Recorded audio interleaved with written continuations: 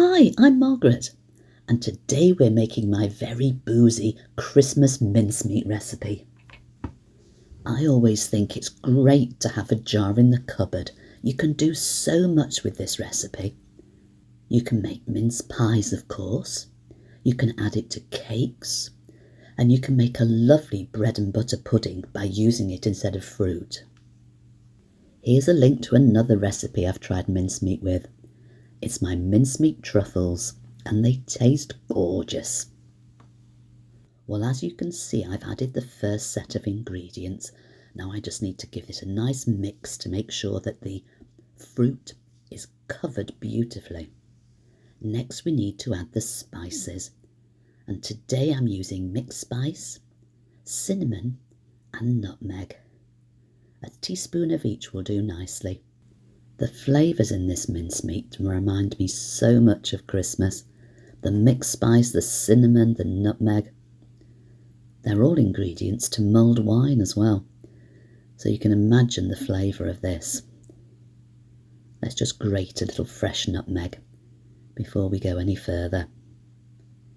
Then we can give it a mix to make sure that every piece of fruit is coated with not only the juices but the spices as well. I'm thinking I should have used a bigger bowl here. There we go. Pat it down a bit, and I'm going to cover it and leave it to soak in. Once it's been soaked, let's give it another mix. It will have settled. And I'm going to add the dry ingredients, the suet and the chopped pistachios.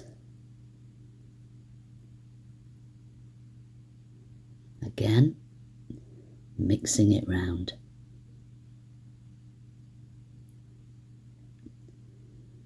Okay, let's pop it into a dish. This is going to go into the oven.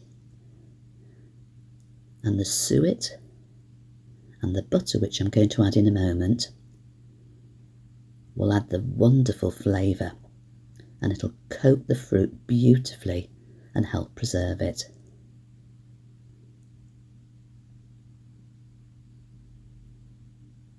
So let's cover that up and pop it into the oven for an hour and a half at a very low heat. Now once it's been baked, it will be quite wet, and that's absolutely fine. The next job, once you've stirred it, is to pop it in the fridge to chill, and then all those juices will be able to set.